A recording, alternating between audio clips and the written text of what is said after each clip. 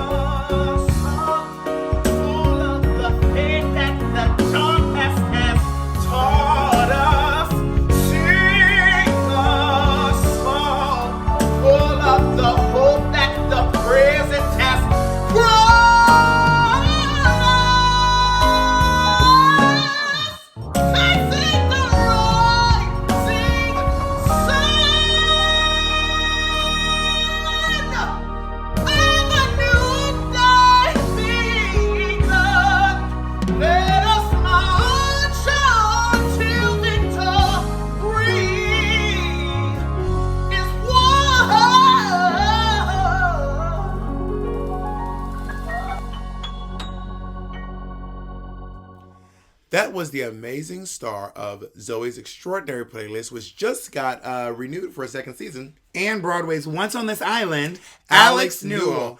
Pep, I honestly think that was the most gorgeous rendition of that song I have ever heard in my life. It was. It's always been meaningful, and I've always known the importance of it because we've been hearing it all of our lives. Mm-hmm. But hearing it sung by someone who, like you said, knows our experience. Yes. And just the first time I heard it, we were both in tears. We heard it together. Right. We were on the tears. meeting for we were in one of our meetings for town hall, and we had to stop the meeting.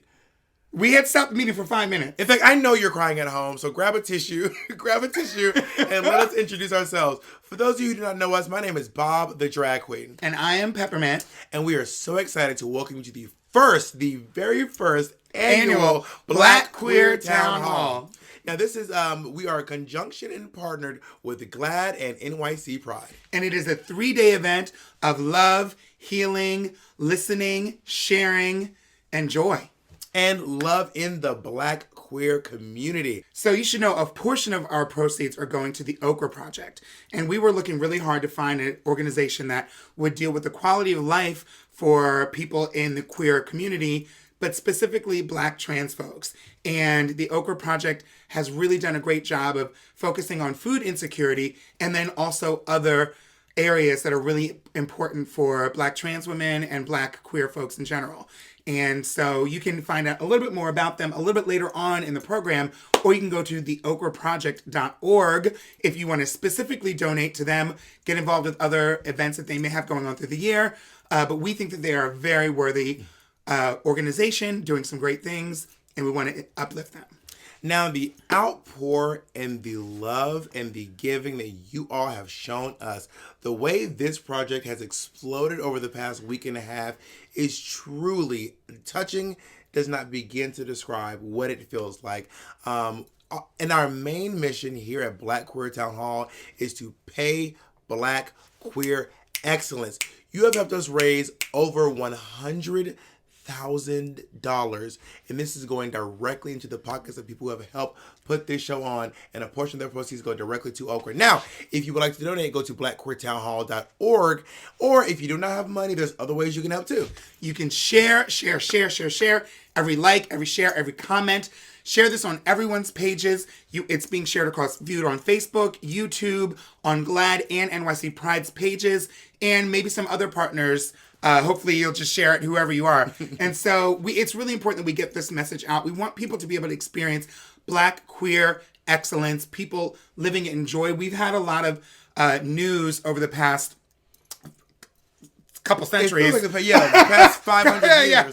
But specifically during this quarantine, we've had some extremely bad news and some moments that have been really heart-wrenching for us. And that's, honestly, I know I'm going off script, but I know that's why Bob and I wanted to start this event, to just give you all a glimpse of some of the Black excellence, some of the talent, some of the joy, some of the artistry that we've seen over our years here in New York City and beyond. And we're really happy to share that with you. So stop what you're doing for 1 second, tap that share button, and we will be so appreciative. So what do you say we get started? I think we should do it. All right, I'll take it from here. Ow. I am so excited. This evening is going to be so beautiful, so magnificent. We have some really beautiful things, and some really familiar, gorgeous Black queer faces are going to appear across your screen tonight. We will be having some roundtable discussions, and we'll be having some performances. Our roundtables will be discussing being trans while Black. That will be Miss Peppermint, Isis King, Tiq Milan, and Basit. We'll be hearing a special message from the professional working girl, my co-star on We're Here. We'll be having a discussion about protesting and taking it to the street that will be moderated by Keisha Carr. That will be also featuring Yves Dropper, Peachez, and Qween Jean. I'm also really excited to announce that we'll be having performances by Nick Rashad Burroughs and Christian Dante White. And now a very familiar face that I think you all will know. I think she might be the most well-known Black trans woman in the world. Please welcome dear friend Laverne Cox. Hello everyone, Laverne Cox here. Black lives can't matter until Black trans lives matter. I feel like I've been having this conversation for years and years and years, because I have been. In 2013, I had the honor of presenting a GLAAD Media Award to Mark Lamont Hill. Mark had written an article about Cece McDonald, a Black transgender woman from Minneapolis, Minnesota, who on June 5th, 2011, found herself in an altercation that would change her life. Cece and a group of her friends were walking to a grocery store late one night to get some supplies for a barbecue they were planning to have the next day. They encountered a group of white supremacists outside a bar called Schooner's Tavern. A fight ensued, and one of Cece's attackers was killed, and Cece was charged with his death. This was an instance of a group of white supremacists attacking a group of trans and LGBTQ plus people of color. One of the first slurs that Cece heard the night that she was attacked was an anti-racist slur. She heard the N-word.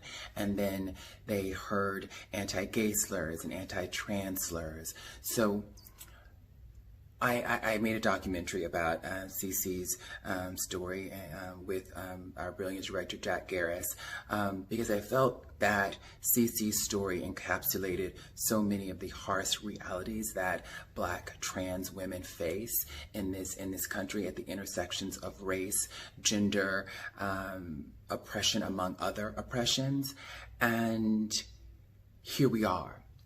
Just a few weeks ago, many of us had the displeasure of watching a Black trans woman, Iyana Dior, be brutally beaten by a group of Black cisgender men and women.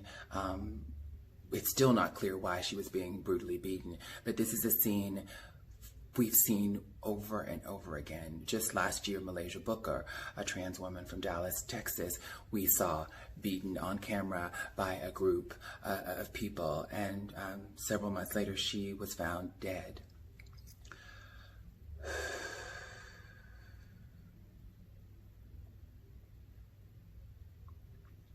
When Mark Lamont Hill wrote his piece about Cece McDonald in 2012 that received a GLAAD Media Award in 2013, he said, why isn't the Black community protecting Cece McDonald? Why aren't they speaking up and out about Cece and cases like that? He, as a Black man, a straight Black cisgender man, was making this plea and asking this question in 2012, as many people within our LGBTQ community have been asking for years and years and years. And here we are in 2020, still asking that question. But I am hopeful because more and more people are still willing to have this conversation. And I look forward to hearing from the brilliant minds on this panel about what they think are possible solutions. Hey everyone, welcome. And this is our panel on Black Lives Can't Matter Until Trans Lives Matter. And we have some really excellent people to speak on this topic and just have a discussion. This being the first panel of the entire event, I want to make sure I doubly welcome you to the event, and just know that you're going to see some performances sometimes, you're going to hear some speeches, and at other times that you're going to hear some great conversations. And this is one of them. It's our very first panel of the Queer Black Town Hall. I'm your moderator, Peppermint, and we have some great guests that I really can't wait for you to meet. You probably know most of them, you should, but in case you don't, we have a fabulous writer and activist, Tiq Milan. Hey, how you doing? Tiq Milan, pronouns he, him. We have artist and entrepreneur, Basit. Hi, I'm Basit. I use they, them pronouns. And actress and top model, Isis King. Hello, I'm Isis King. I use she, her pronouns. I'm Peppermint. I use she, her pronouns. And this is the panel on Black Lives Can't Matter Until Black Trans Lives Matter. And it's really a panel on transness and intersectionality in general in the Black queer community. And so there's lots that I want to get to. But first off, right off the bat, folks are seeing this a few days after we've had this conversation. But I would like to just hear one word to start. We're going to have a chance for many words, but just one word to start on how you're feeling in this very moment. I'll start. Exacerbated. Ooh. That's a good word. That's a good word. I'll add on and say exhausted. I'll add on to that and say overwhelmed. I'm focused. I like that. And so I think it's a good idea. It probably goes without saying, but it's probably worth acknowledging that all of these feelings, all of these words, these adjectives are obviously very valid and essential. In a time like this, there's so many things going on, and we're going to try to make sure that we have a really specific focus in this conversation, but we're doing this in the context of 2020, the Trump campaign for re-election and the Trump administration, COVID-19, and everything that sort of that speaks to. And so all those topics are going to be valid, but right now we're focused on Black Lives Matter, queerness, the LGBTQIA community, transness, and intersectionality, be it racial, socioeconomic, and anything else. So that should set the stage, and y'all know what you're about to listen to. So I know that we all identify as Black, and we obviously all identify as LGBTQIA+, but I'd like to go a little bit further and hear about how you identify with your intersectionality. How does that sit with you? When you talk about your intersectional identity, what does that mean, and what are some of the descriptors that you use? Okay, I will take that. So I'm non-binary, and I'm also, I consider myself to be gender fluid, but I also fall under the trans umbrella because I was told I was a specific gender at a certain age that I never really felt resonated with me, and so therefore my gender is my own, and like my gender, my sexuality is my own, so I'm very pansexual as well, but I feel like I'm a pansexual who's leaning more to the lesbian sides of things lately. and and I'm also just like, giving you chocolate and all of the other things that you need. How about you, Isis? Well, they say that Black women are the most disrespected women in this country. I am a Black woman. I am a trans Black woman, which I think falls even below being a Black woman. Also, I come from a low-income family, and although I have a name, it's still been really hard. And also, speak on it. Because my family is low income, what I do have, I still have to help my family with. So. I wasn't planning on getting emotional, especially with such a simple question, but people see the blue check and they just assume everything is perfect. So, yeah, all of those. Yeah, for sure. Thanks, Isis. I really appreciate all your emotion around that. It's right now it's really hard, I think, for us with having intersectional experiences as Black people, as trans people, as queer people. And for me, I think it's important to say, like, intersectionality isn't just about your identifying points, but it's about how you experience the world. Mm-hmm. I experience the world as a Black man, as a trans man, also as someone who is identified as queer, and also as a father. So when I talk about my queer experience, it's less about like sexuality and attraction, but it's more about like the political framework in which I walk through the world with. I have a 2-year-old daughter, so I'm always planning ahead for her. So it's become less about me. Honestly, it's become less about community and more about, my focus is on my daughter. How do I create a world how do I leave this world better than how I came into it for the sake of my child? So those are my experiences around my intersectional identity. Can I ask you a question on that, Tiq, before we move on? Yeah. In regards to being a parent and a father, is that, I would assume, but I don't, maybe I shouldn't, that just comes naturally with parenthood and with fatherhood. Do you think that that's a point that at which you can connect to other folks who are not of queer experience, are not Black, but being able to connect on an empathy level as a parent to be? Are you able to explain sort of, not that you need to, but do you think that you have the ability to explain your intersectionality through the lens of parenthood when talking to someone else who's a parent who's not a part of those intersections?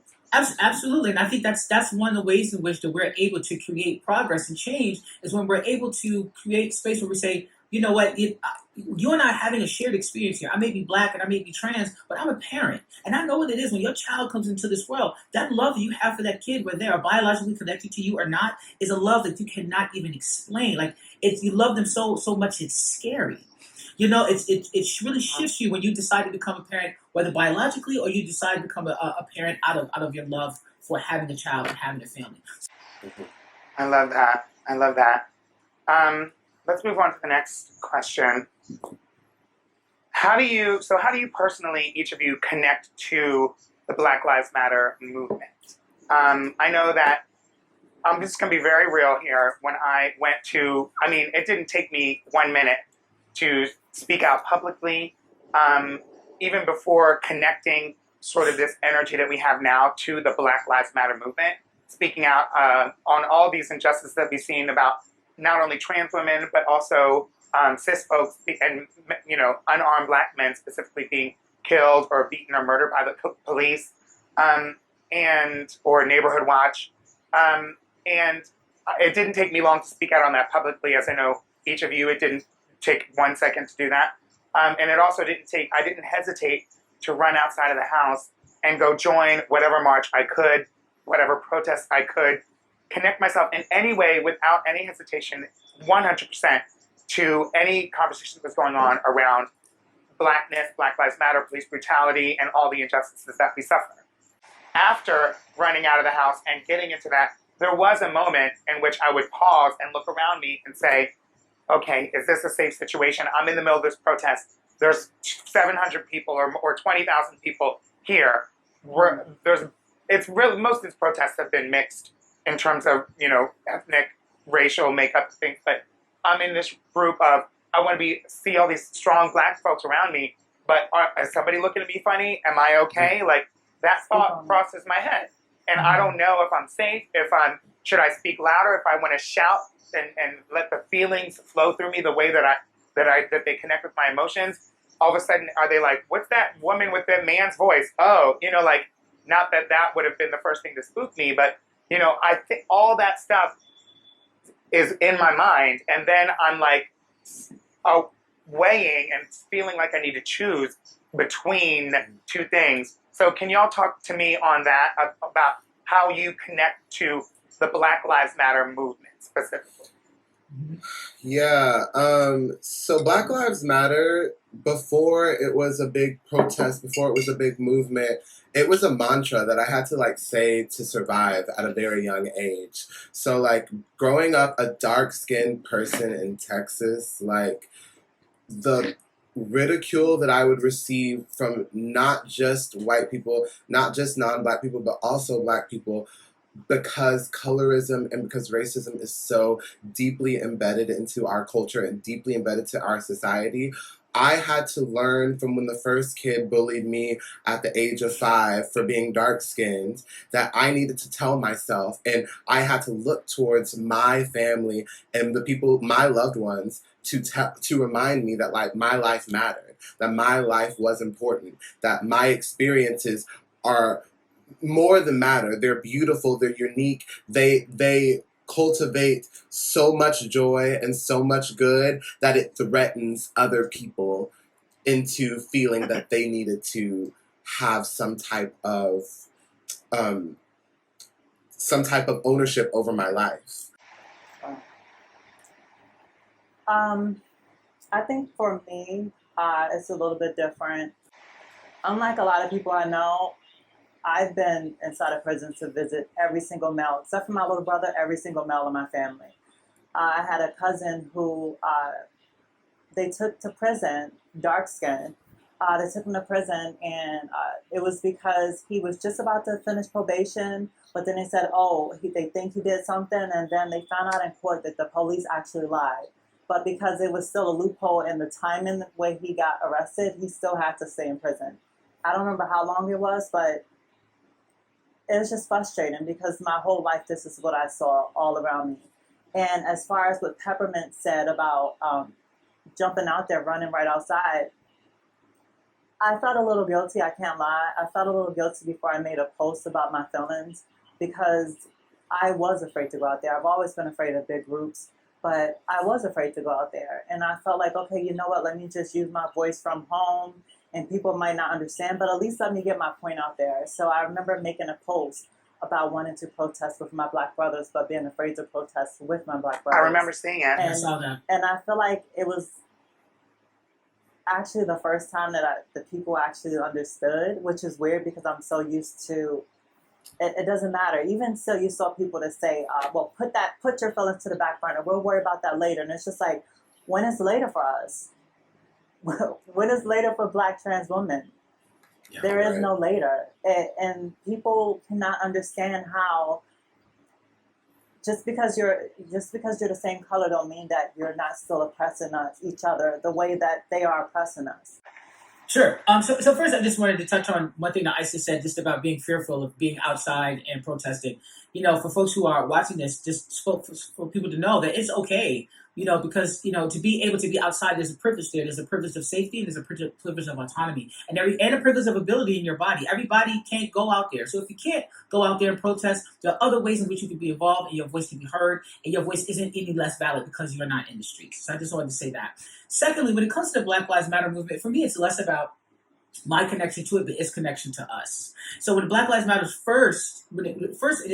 its inception in 2013, it was around the murder of Trayvon Martin. We were very focused on that case, very focused on that kid.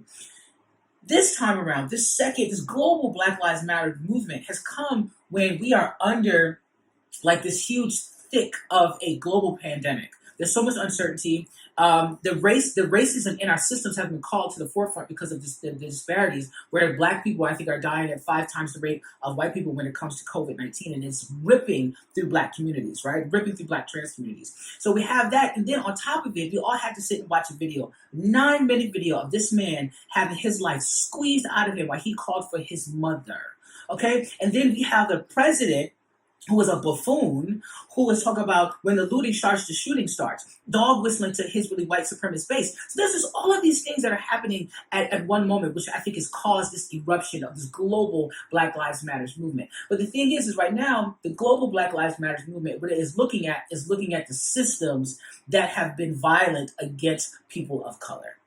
So there's a reckoning here. This is why there's so many white people out in the streets. The reason that this movement right now is different is because of white folks who some of them are performing their allyship, and that's a whole other conversation on the performativeness of allyship, right? But they're also out there actually having conversations about white supremacy in our systems. People are actually talking about defunding the police on TV. Like, these are like radical conversations that we have been having in our circles for decades, and people are actually having these conversations because there is a cultural reckoning that is happening, right?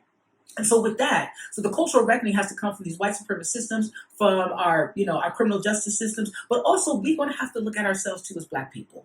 And it's going to have to be a reckoning here. Because if we're going to talk about Black Lives Matter, then every last one of our lives has to matter. It's going to be all of us, or it's going to be none of us. So if you're going to have all of this rage and all of this organizing around the death of George Floyd, then you need to have as much rage around the beating of Ayanna Dior, around the death of Tony McDade, around the death of Nina Pop, around the death of all of these Black trans women who are oftentimes losing their lives at the hands of the men who are supposed to love them.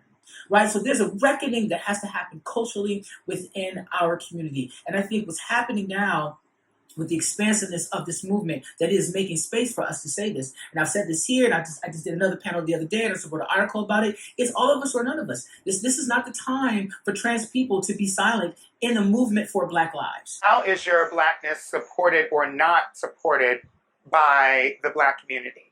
I know that's kind of a sweeping statement by individuals in the Black community, and this can be sort of positive experiences that you've had, or experiences, or experiences where it hasn't been supported. Can we speak on that a little bit? So I think that within the Black community, it's also difficult for me to speak on the work that needs to be done in the Black community, and I respect what Tiq said so much. But I can't help but think about how much trauma Black people have experienced from like their whole lives, and like in terms of just like the way that we have been made to believe like how social caste systems work within society, right? I then again also don't want to give any excuses to people who have like caused so much trauma to the queer community and also have done so much violence to Black people, right? Black trans people and Black queer people. So I have mixed feelings. It's a mixed bag. I think that, you know, the ways that I've experienced a lot of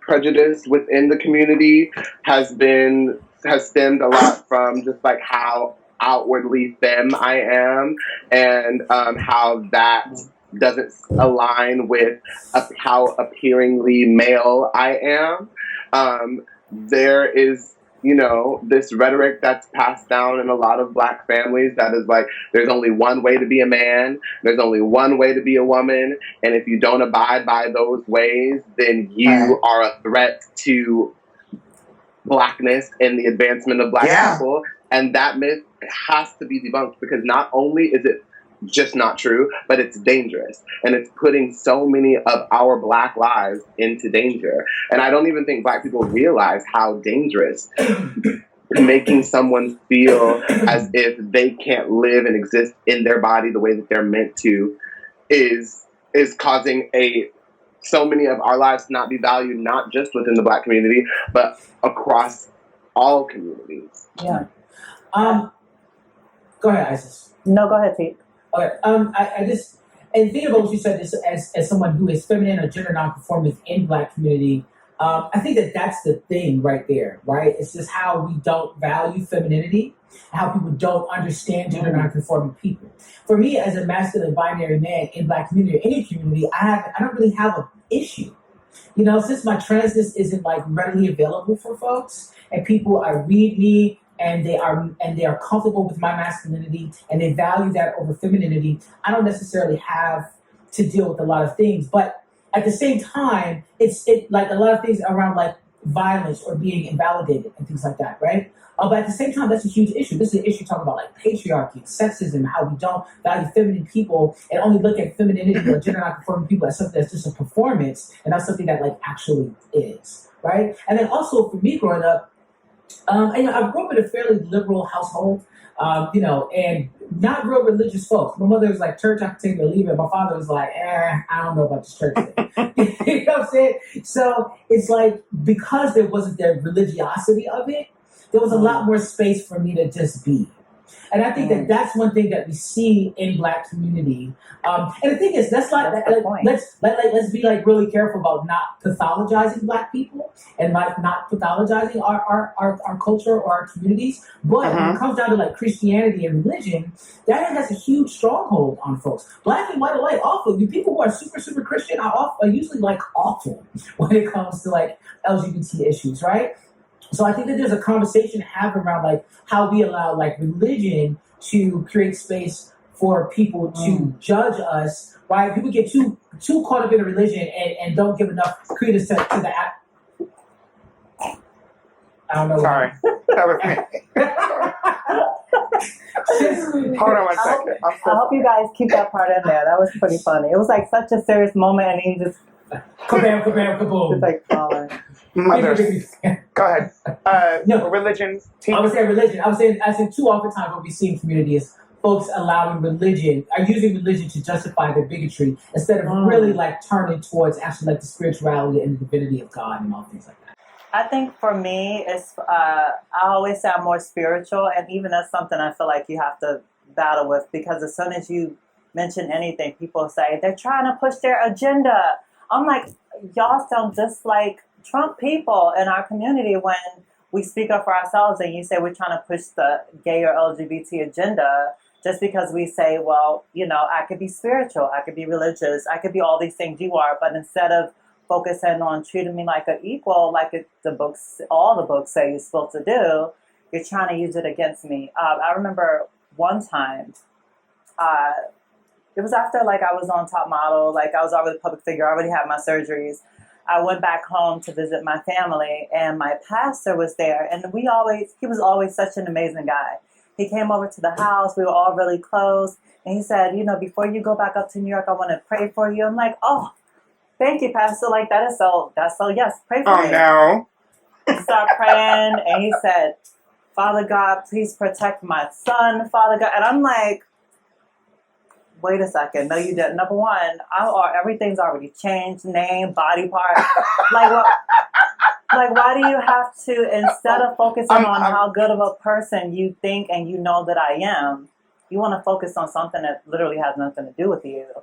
And it really just put a bad taste in my mouth, not for my spirituality and the connection I have with my higher being, God. And now I like to start saying the goddess because, you know, it's a whole thing.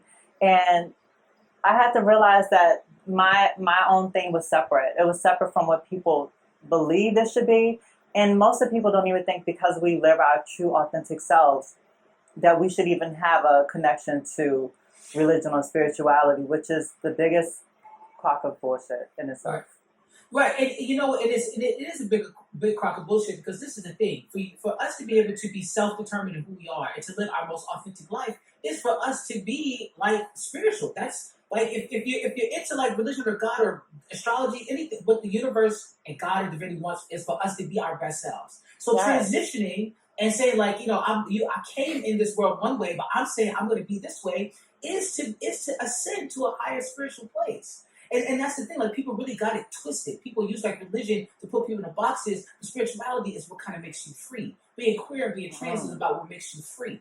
And bringing that back into like the conversation around Black Lives Matter movement, like movement towards justice is a spiritual movement. It is a spiritual practice. It's a practice that Jesus was involved in. It's a practice that Allah was involved in. So this idea of moving towards justice and equality and something that is equitable for the world is to be of the divine spirit in this world. So don't let these people tell you universal. So don't let these people tell you because you're queer or you're trans that you don't get to have a relationship with God. My relationship with God has gotten better since I became me.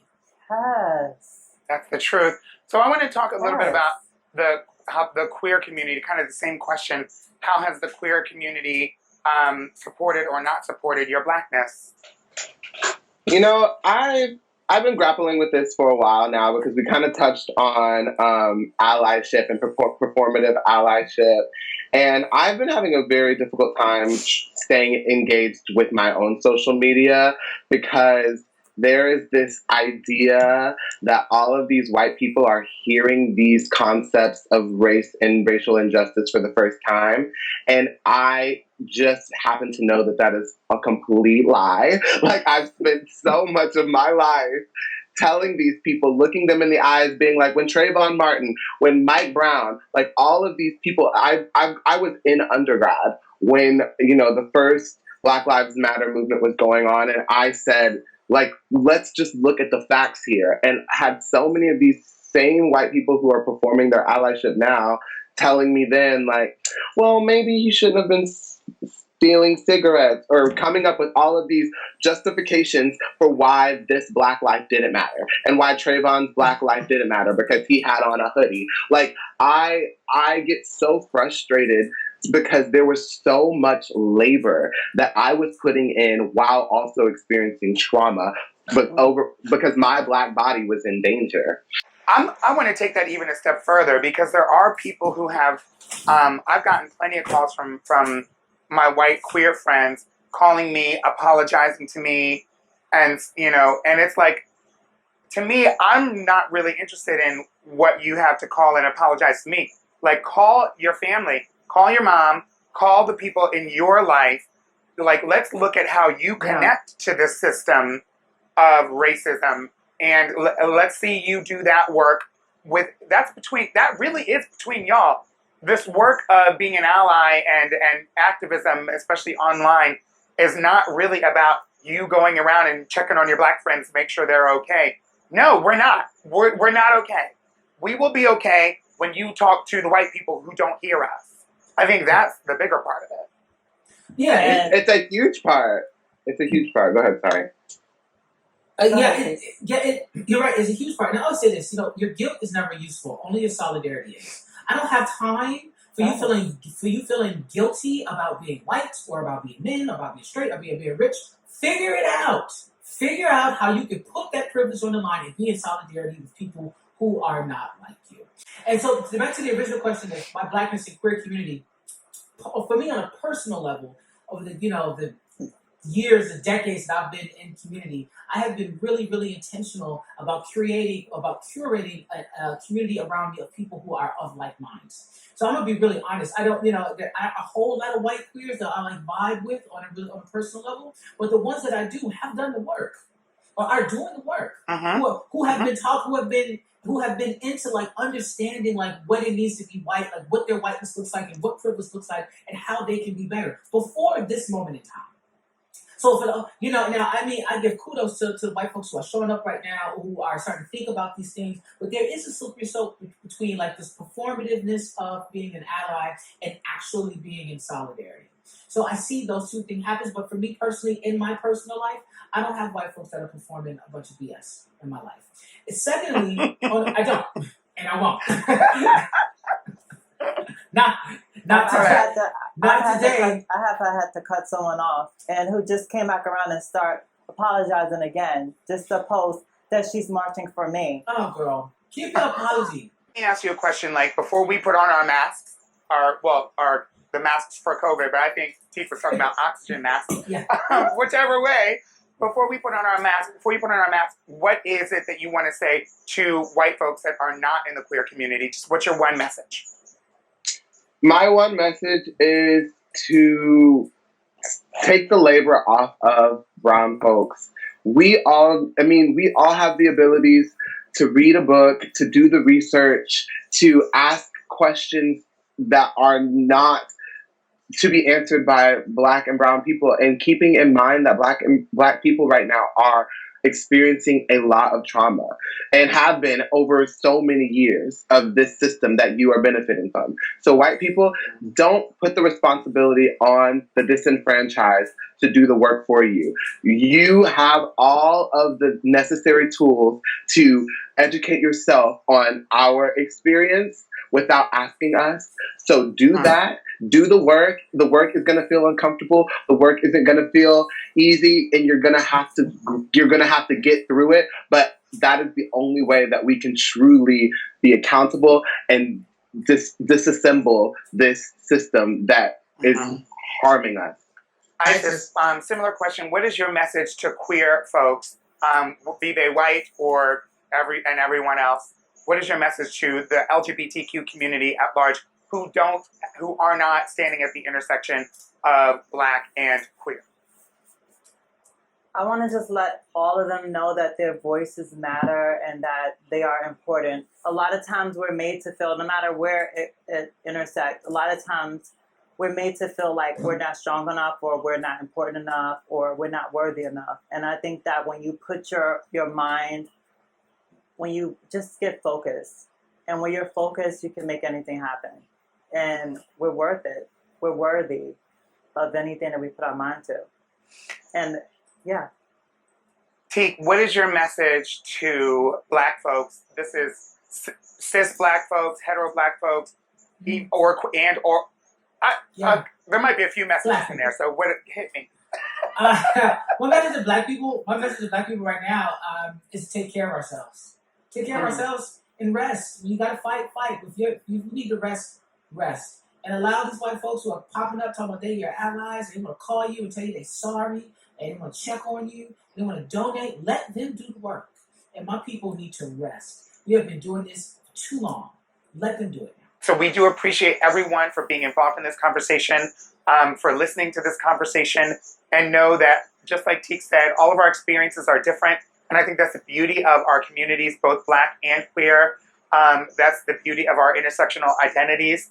And the most important thing to do is listen and self-care. And then we can do everything else.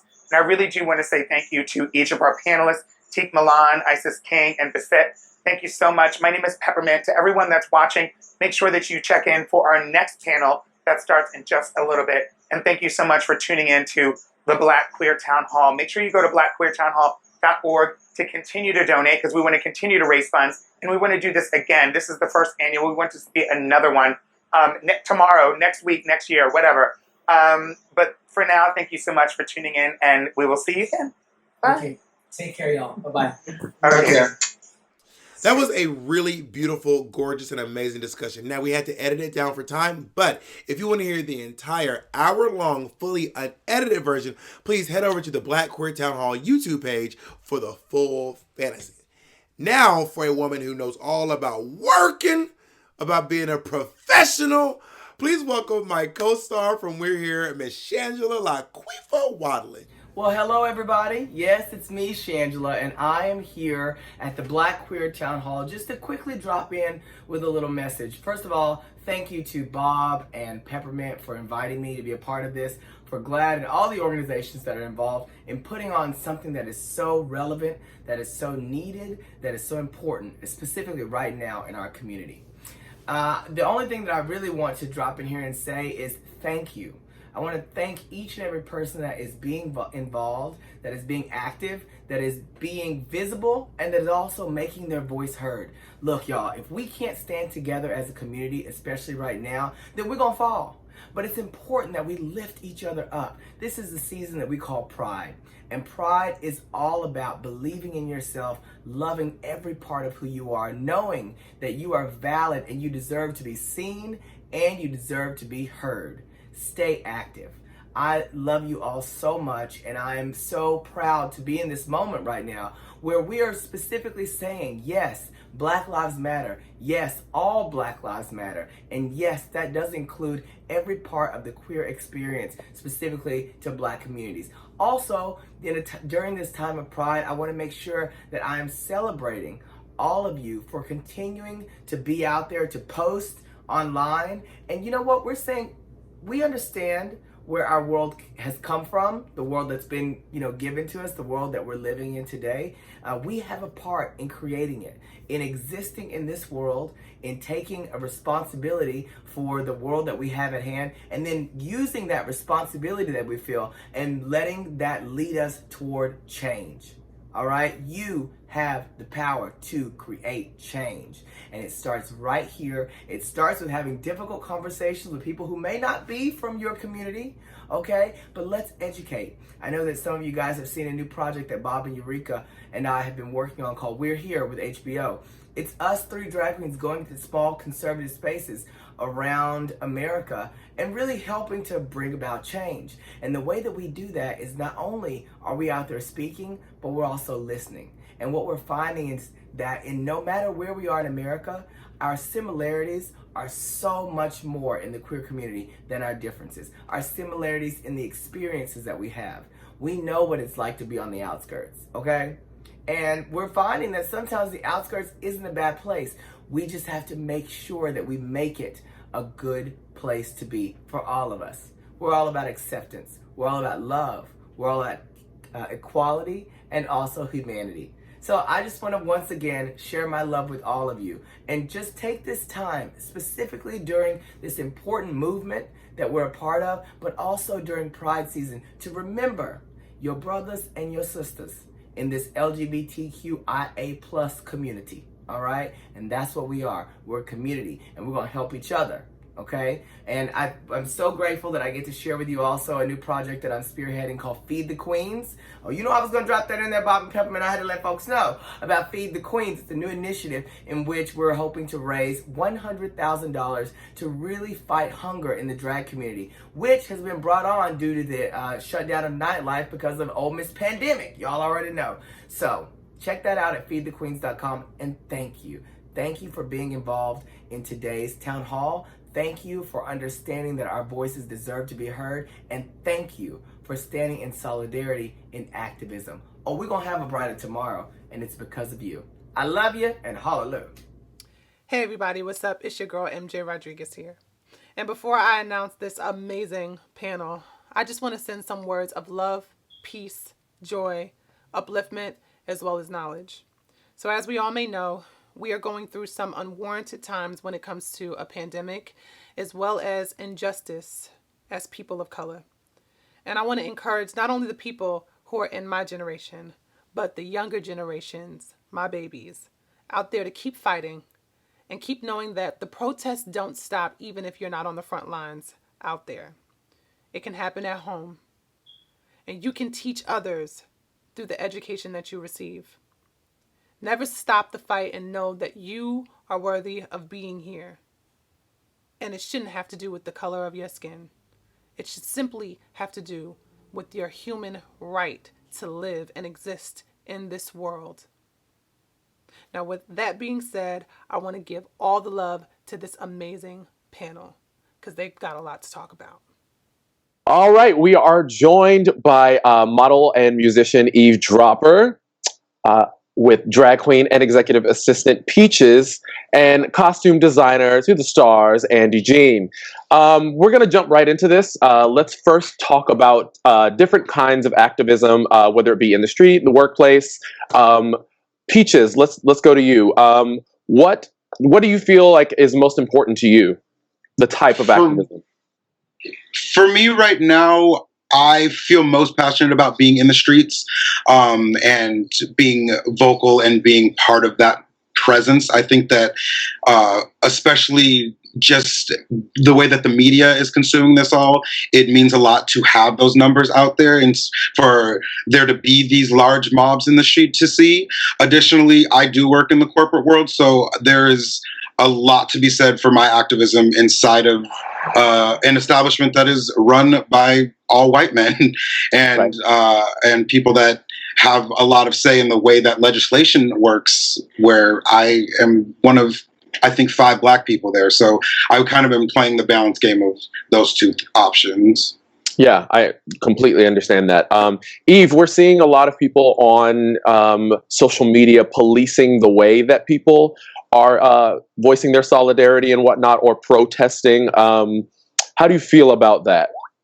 Well, I've been out every day, and I was out before the curfew was lifted, and I saw, police throwing women to the ground. I saw police macing kids. I saw police opening their car doors to bikers who were protesting and letting the bikers fall to the ground. And the news portrays us as these violent animals who are causing havoc, when in reality, we are outside peaceful, and it really is the law enforcement who entices us in a way to make us react like this. And so my whole stance on it is I feel like one of the most powerful ways of activism for all people is knowledge, because knowledge is such an all-empowering thing. The more we know about what's going on around us, the more we can protect each other when we're outside in the streets. Yeah, agreed. Andy, I see you nodding a bit. Yeah. What do you have to say? Yeah, I mean, I definitely agree. I think that it is imperative that we, as myself, as Black trans folks, are seen, right? That we are not continually sidelined or always thought of afterwards, right? We're not an afterthought. We are here. We've actually been here. And moving forward, we need to be centered in the conversations. Absolutely. We're talking about, let's shift to, say, in the workplace. What do you think the place of protesting or in the workplace is? I'll go to Peachez, since you're working in the corporate world. I think it is such a radical moment right now, where for so long, especially myself, I felt like I couldn't speak up, I couldn't say things. And even just one of my own personal experiences, a week or two ago, we had an all-company meeting, and we were sitting, we were speaking, and a lot of, again, older white men had things to say. And I finally, for the first time in my professional career, felt all right to get upset and to speak exactly what I've been feeling for years and years and years. And I was able to be a 31-year-old person crying in front of all these people in a corporate setting. And I think that is so important and is something that needs to be seen, and something that is finally able to be seen right now, and has a lot of this sudden validity that it didn't in years past. Yeah, that is absolutely true. And I know that we've all been out in the streets. I know that I've seen both Andy and Peachez at a number of vigils and a number of marches. And I have seen on your social media, Yves, that you have been out there in these streets, boo. Yeah. You have been doing it. What about situations that aren't necessarily as confrontational? What do you think the role of activism is in that situation? Andy?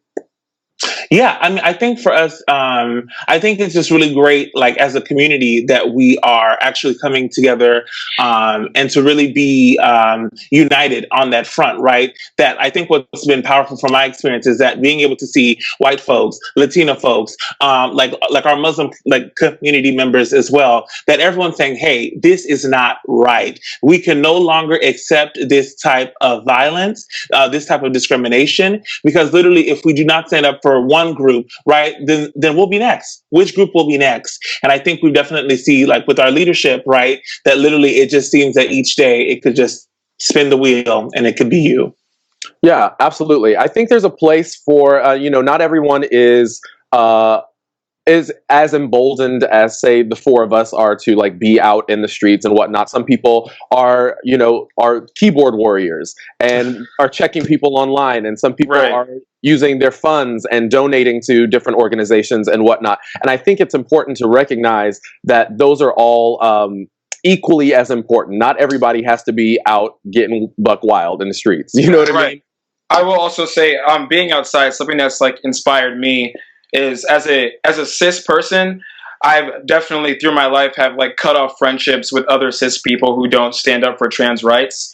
Mm-hmm. And being out in the streets and seeing other Black cis straight men like saying Black trans lives matter right next to me has just been like emotional to say the least, because when I first came out when I was 15, I got the shit beaten out of me by a group of guys that I was friends with. And I haven't spoken to them since that whole situation happened when I was a teenager. But being outside here in Bushwick, walking under the bridge and seeing like a bunch of dudes who look like me speaking up for the rights of Black trans people who laid out the blueprint for rebellion has just been such an empowering thing for me to see, to show that like no matter where you are in your life, there's never enough growing. You can always grow. There's always room for you to learn more.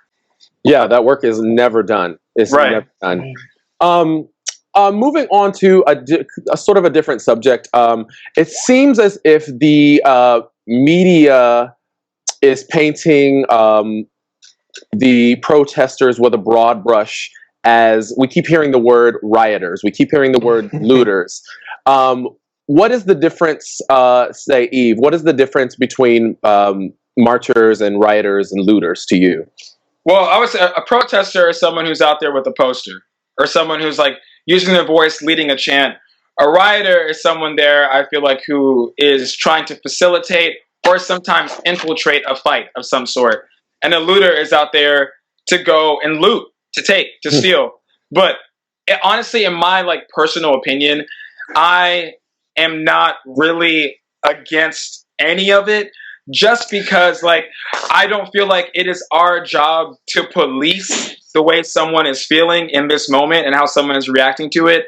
And just because someone has, like, a certain reaction to a centralized pain that we're all experiencing at the same time, I don't really think it's our place and time to be like, oh, like, in that moment, don't do this. But also, if we pay attention to what our young kids are out here stealing, kids are stealing sneakers and chains, but what do we raise our kids to put their values in?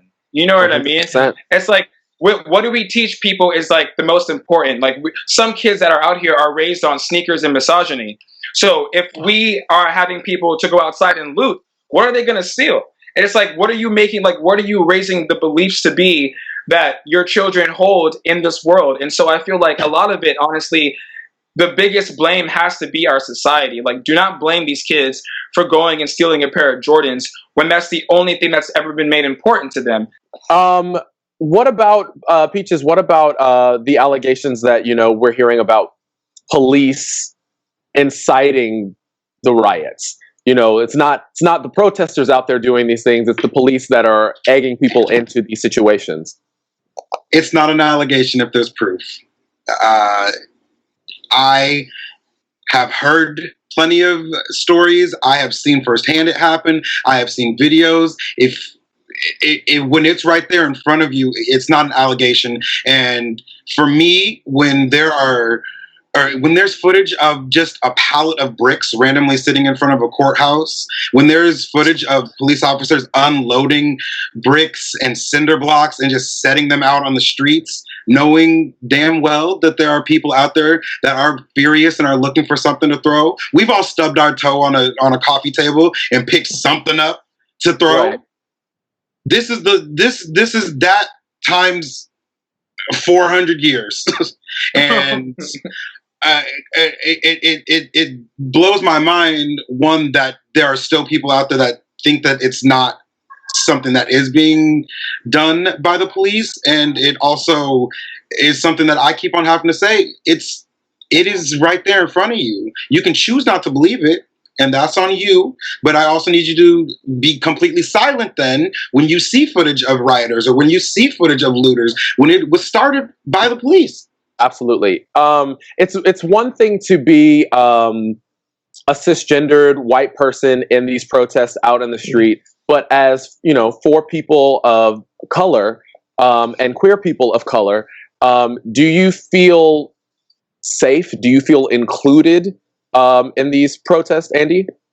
Yeah, I mean, I definitely say that because of the community that I'm a part of, right, that I definitely feel seen. But in terms of safety, I think a lot of the marches and a lot of the organizers have like implemented ways that literally that white people to the front, right, all the bicyclists up to the front. So I feel like we are literally learning that like we also need to protect, right, like the Black trans bodies, the Black bodies that are out here protesting. And so I think it also just affirms to see even folks come out with their kids, right? And they're saying, no, you will not agitate. You will not tell these people that they are wrong any longer. So I think for me, definitely, I felt safe because I literally, also have privilege because I'm, 6 foot somebody. So, but also,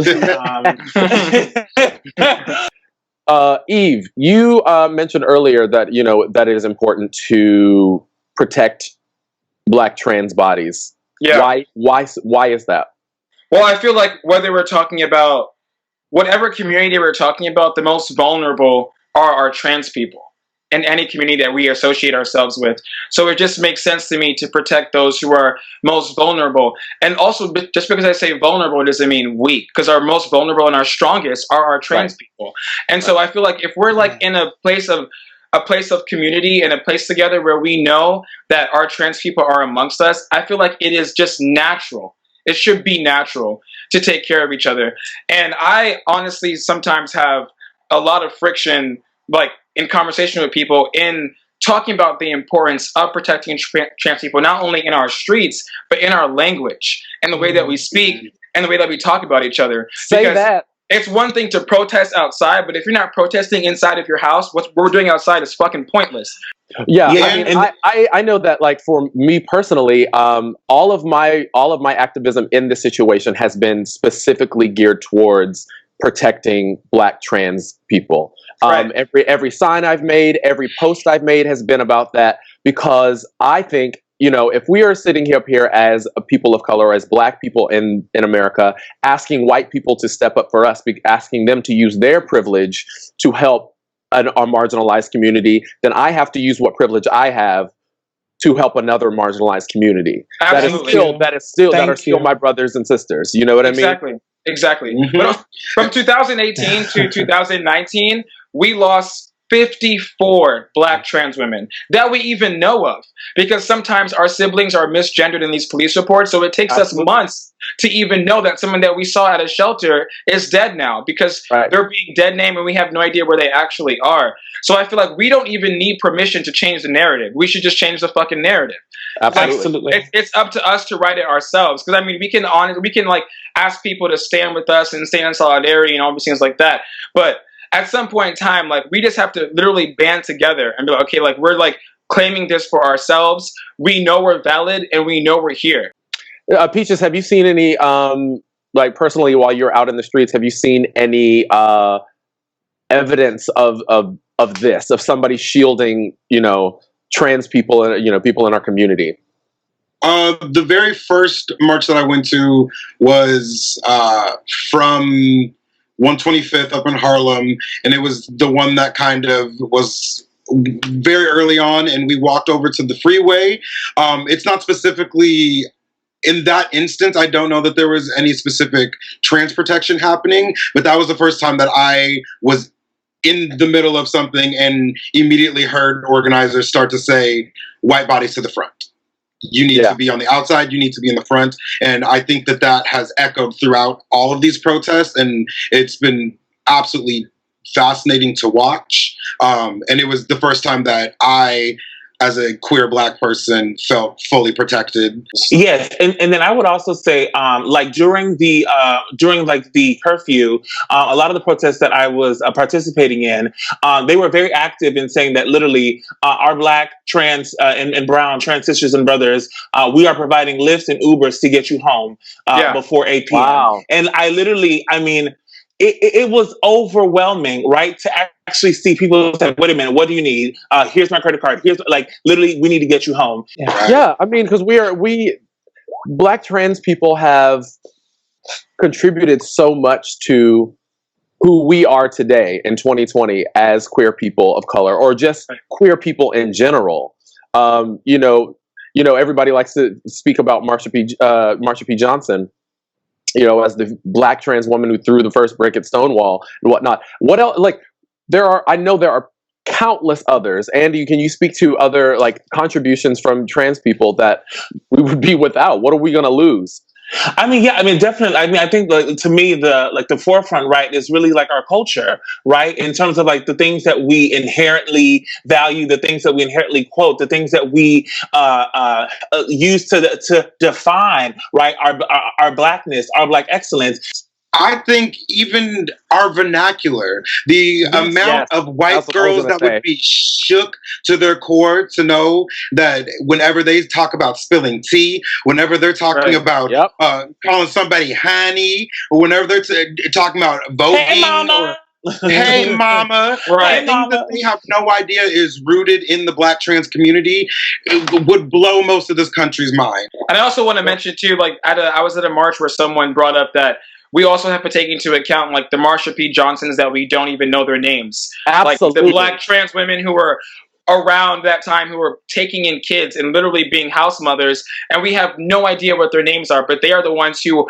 are the credit for every single dance move, every single style option that we go for, every single slang word that we use. It is all owed to Black trans women. And there are some who have literally shaped our entire culture. And we let's switch gears a little bit. Let's talk about internet activism.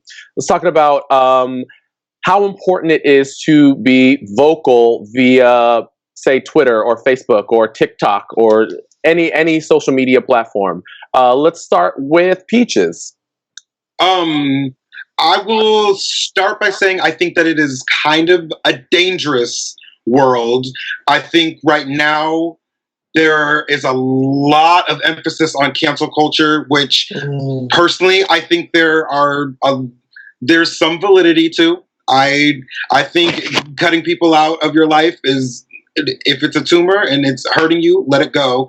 But I also think that it is dangerous for us as a people to start jumping on people if they're not being vocal online. Because you have no idea what their experience is. You have no idea what they're going through. On the flip side, I think it is the quickest and easiest way to, one, educate yourself and educate those around you. I think it will extend your reach to people that you will never, ever get to talk to. Yeah, I think there needs to be emphasis placed upon research. I think so many people are getting their information from memes and not... Or a headline, and they see that, share it, and move on about their business. And I think there needs to be more emphasis placed upon, do a quick Google search, see if you can verify this information. Well, since we brought up the police, let's talk about defunding the police. Let's talk about that phrase specifically, because Peachez is hot. Okay, Peachez, go off. What does defund the police mean? For those that do not know, currently in New York City, their operating budget is $6 billion with a hard B. That is the same as the entire army of the country of Ukraine. The whole nation. De Blasio said he was going to take, I think, he'd made like $1 billion cut or $1 million cut, made it like 5.4 billion. At the same time, our summer youth education program has been completely cut, which included a full training and workplace training and vocational training for trans youth, for queer youth, for specifically children of color. NYCHA has no money right now. That's the New York City Housing Authority. So we're saying you need to take this money that you are dumping into this absurd obsession with policing and running this city and put it into programs like NYCHA and into SYEP and into things that are going to help the community and just lift up from a different place. And I think a lot of that starts with retraining and repurposing all of what this is. Paired with defunding the police is the idea of abolishing the police. And that comes with an idea that there should be trained people from the community that specialize in things like domestic disputes, things like mental health. If you are calling a cop that was trained for 6 months and has no idea how to de-escalate somebody that is schizophrenic, that is suicidal in a moment, that is bipolar and does not realize they are in a manic state and are about to do something that they don't know what they're doing, it serves no purpose and is likely going to end up with somebody getting hurt. I want to do one more. I'm getting information from the head office that the U.S. police budget is $155 billion. So, I mean, I just feel like literally, like, to me, like the training that's happening, I'm really curious. Who's training these people? Clifford the Red Dog? Who is training these officers, right? I was one of them. I went to theater school and the local police department hired the students at the conservatory to run all of their training drills. And let me tell you, those people sure shouldn't be out there being cops. I'll tell you that much. Absolutely not. One more question or one more topic and we'll wrap it up. Andy, what would you say? We'll go around and ask everybody this question. Andy, what would you say to somebody that is just afraid to protest? What would you say to that person? I would say challenge that fear, but then allow yourself to like manifest it in other ways, right? If you're like, okay, I can't protest today, then what can you do, right? Can you send links, right, to some of your friends, right? Can you ask your company, maybe where you work, hey, we need to do a matching program, right? Maybe we can give up 10% of what we're earning this week, right? And maybe have that being sent to the organizations and to the folks who are out on the front line. And literally, work. Miss Peachez? I think I will also speak from my own experience. I have had a horrible time with formed agoraphobia from coronavirus. I was panicked to even leave my house for the first month and a half, 2 months. And then when these protests began, it was the fear of the virus compounded with the fear of being a Black man on the streets at this point. Right. So I hear every fear that anybody has. And I think if I'm going to lose my breath either way, from Corona or from the police, I'd rather at least be outside and using the breath that I have to be vocal and to be loud about it and to try and evoke some kind of change. If you can't do that, that's fine. If you can't be a keyboard warrior, that's fine. The one thing that you can do and that all of us have to do is be an active citizen and take part in this political system, because if you're not voting, if you're not educating yourself to what bills are being passed, things will slip through the crack. Eve, what would you say to that person who is afraid to protest? Well, protesting it doesn't just happen in the streets. Protesting happens in your house. Voting is protesting. Reading is protesting. Putting on your wig just for yourself is protesting. Learning is protesting. Black joy is protesting. Yeah. Like having like this, like just natural rebellion to what's happening around you, even though all of the odds have always been against us. All right. Look, I want to go out with this one last thing. This is my favorite protest chant that, I've had since we've been being out in the streets. I love it. It gets me going. And I just want us all to say it together. You know which one it is. You know which one it is. And it goes a little like this. 1, 2, 3. No justice, no peace. No Fuck peace. these racist Racist ass police. Hey, No no justice. justice, no No peace. peace. Fuck Fuck these these racist racist ass ass police. Whoop whoop. No justice, no peace. All right, everybody. Thank you so much to Yves Dropper, Peachez, and Andy for joining us for on this panel today. Dropped so much so much knowledge. We appreciate it. I hope you all got something out of this, and we will see you in the next panel. Bye. Thanks for having us. Y'all, love y'all. Be safe. Hi, my name's Joe, and we're here in my backyard here in New Orleans. What does pride mean to me? Pride means recognizing and celebrating the greatness that I have within and finding others and recognizing and celebrating their greatness. So let's celebrate with a cocktail. I'm going to place 2 parts of vodka into a shaker tin that already has 3/4 part lemon, half a part of honey, and ice. And we're going to give this a nice little shake. Break up that honey, make it delicious. We're going to strain it into a glass, and we're going to garnish it with a piece of basil that we're going to slap like the patriarchy. Because you know what? As queer people of color, it's time to make a change, and we got this. And I present to you, We Are the Pride by Sky Vodka. Now, Black Queer Town Hall is centered around Black queer people and is made for everyone. So white people, I know you're here. I know it. I know you're white. I can see you. I'm looking directly at you. I'm looking right at you. So with that in mind, I have a message for you. Dear white people. In fact, you know what? I'll let these folks tell you. Dear white people. Dear white people. Dear white people, we must call out any form of racism. No matter how small and how petty people might think you're being, call it out. Whether they be blatant or whether they be tiny, small, microaggressions that sometimes are hard to see or hear, pay close attention and call them out. White silence equals violence. It's not enough to just not be racist. We have to be anti-racist. Racism affects everyone. So what are you going to do with your white privilege today? Integrate anti-racism within your career and life passions. And we have to incorporate that into all areas of our life, into our friend circles, our family units, and into our careers. Do the work. Be on the right side of history. Be a part of the solution, not part of the problem. You want to look back in 10 years and be like, oh, where was I in 2020? Oh, that's right. I was dismantling racism. If you are silent, you are complicit to the violence against Black people and our Black trans community. Now is the time to stand up and make a difference. White silence equals violence, so do not be silent any longer. A threat to justice anywhere is a threat to justice everywhere.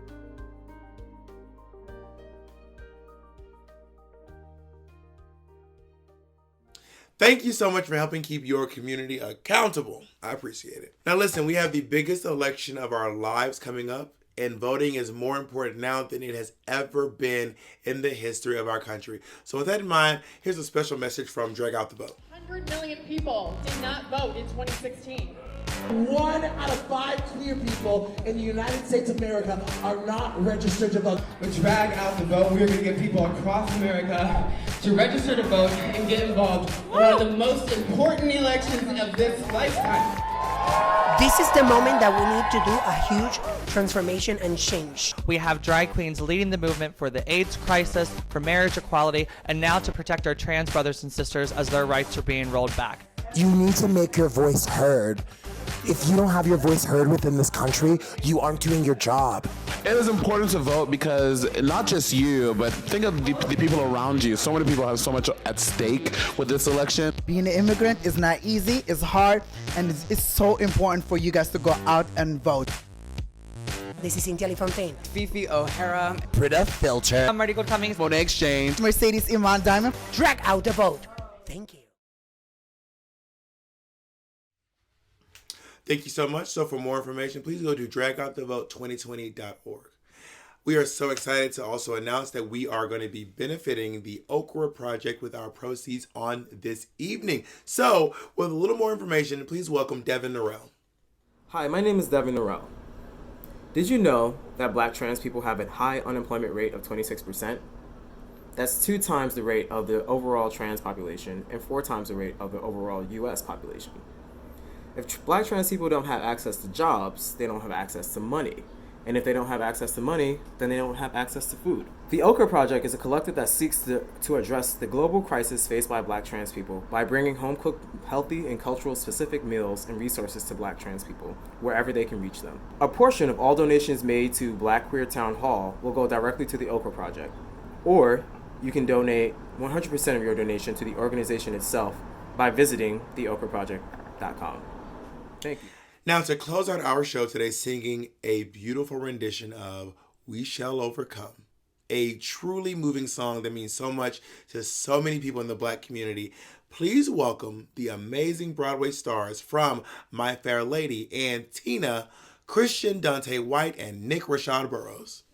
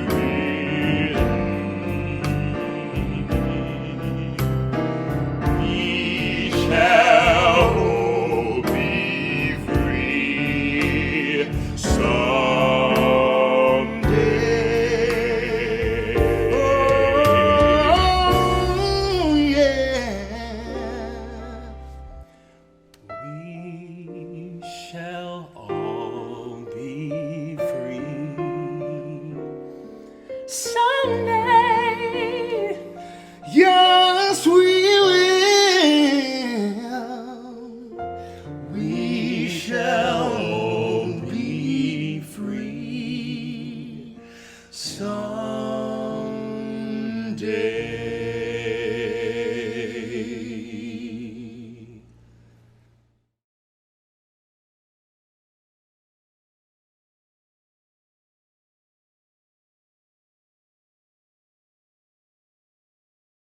Thank you so much, Christian and Nick, for such a wonderful, beautiful, and inspiring performance. And that just reminds me that we have so much to look forward to tomorrow. I want you to make sure that you tune in because we have appearances by Frenchie Davis, Monet Exchange, and Laith Ashley, just to name a few. And so make sure you mark your calendars and tune in for that. But in the meantime, I want to say thank you to each of you for tuning in and watching us wherever you are watching us. I have a few parting words for those of you who have tuned in. Today we discussed some really important topics like intersectionality, which is basically the understanding that people's identities can be influenced by their socioeconomic status, their race, their gender, their nationality, and any other thing that can affect who they are. Also, we talked about the value of protesting. And protesting doesn't only have to be out in the streets. While that's very important to do right now, protesting can be one-on-one in conversations with your family members, people that you know at work. And it's important that we go beyond the step of just performing protest and performing allyship. We actually do the work. As you've heard from some of their allies, there are ways that you can do that in a really thoughtful way that's safe, but also effective. And I think the takeaway for today is whatever you're doing, please do more. Have more conversations. Protest more. Speak out more. Donate more if that's what you choose to do. There's always something more that each of us can do. And I want to beg everyone to not only hold each other accountable in this age of accountability, but it's also really important to interrogate our relationship to all of these different oppressive systems. Misogyny, transphobia, racism, xenophobia, and more. We can all find a way to do just a little bit better. And I'm working hard on doing that every single day. The best allyship, I think, is one that isn't really called allyship. It's the type of partnership and the type of bond that makes me feel that you are exactly like me, that you care for everything that I care for, and you're going to fight for me the way that I fight for you. We are so thankful that you've joined us tonight, and we cannot wait to see you tomorrow. Until then, stay safe.